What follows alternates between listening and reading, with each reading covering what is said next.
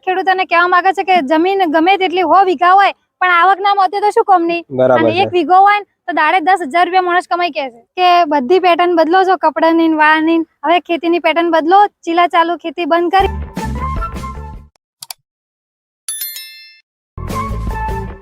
નમસ્કાર ખેડૂત મિત્રો, આજે આપણે ડીસાના એવા પ્રગતિશીલ ખેડૂત જે કન્વરજી અદાણીયા સાહેબના ફાર્મ હાઉસે આવ્યા છીએ।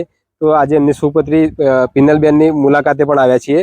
તો એમને આ 7 પાકોની ખેતી કરેલી છે। તો આ કેટલા વિસ્તારમાં કરેલી છે, કયા કયા પાકોની ખેતી કરે તેના વિશે આપણે જાણીશું। પહેલા એમનો પરિચય લઈએ આપણે। જય જવાન જય કિસાન, મારું નામ છે પિનલબેન કન્વરજી વાધણિયા, ગામ રાણપુર। પહેલા તો ભાઈ કિશનભાઈ તમારો ખૂબ ખૂબ આભાર કે અમારા ફાર્મ હાઉસની મુલાકાત કરી। અમારે 3 વીઘામાં આ ફાર્મ હાઉસમાં ખેતી કરેલી છે। ટોટલ તો 16 વીઘા છે પણ 3 વીઘા આજે કિશનભાઈ તમને બતાવશે એ ખેતી કરેલી છે। ખાસ એમાં મેન ગલગોટા અને કાળેંગડાની ખેતી કરેલી છે, એક શિમલા અને ચોળાફળીની કરેલી, એક ગલગોટા અને પાસું તરબૂચ છે, અને એક ટેટી અને પાસું શિમલા મિર્ચ કરેલા છે। તો દરેક ખેડૂતોને કહેવા માંગે છે કે જમીન ગમે તેટલી 100 વીઘા હોય પણ આવક ના મળે તો શું કામની। અને 1 વીઘો હોય તો દાડે 10,000 રૂપિયા માણસ કમાઈ કે છે। અમારા ફૂલના હાલ દિવસની આવક 10 થી 15,000 રૂપિયા, 10,000 નોર્મલી થઈ જાય, ખાલી 40-45 રૂપિયા ભાવ હોય, અને હાઈએસ્ટ ભાવ ચૈતર મહિનામાં મળે છે 80 થી 100 રૂપિયા। બરાબર। હા, તમારા ગલગોટા લગભગ કેટલા હશે સંખ્યામાં વાત કરી અંદાજિત? રોપા 6 થી 7,000 રોપા લગાયેલા છે। બરાબર, લગભગ એટલે 2 વીઘા જેટલું વાવેતર કહેવાય। 2 વીઘામાં વાયેલા છે 6-7,000 રોપા। એમાંથી દરરોજની 10,000 ની આવક છે?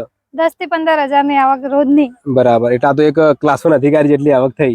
બીજે કોઈ ધંધામાં આટલી આવક મળે?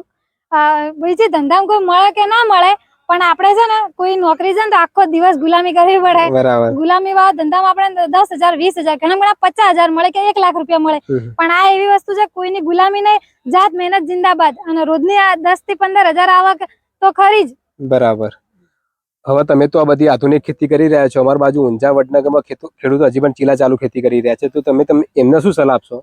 એમને બસ એમ જ કહેવા માંગુ છું કે બધી પેટર્ન બદલો છો, કપડાની વાળની, હવે ખેતીની પેટર્ન બદલો, ચીલા ચાલુ ખેતી બંધ કરી અને ટપક અને મલ્ચિંગ વાળી ખેતી અપનાવો। ટપક મલ્ચિંગ થી પાણીનો બચાવ થાય છે, અને મલ્ચિંગ વાળી ખેતી કરવાથી નિંદામણનો પ્રશ્ન 0 થઈ જાય છે। ઓકે, આભાર।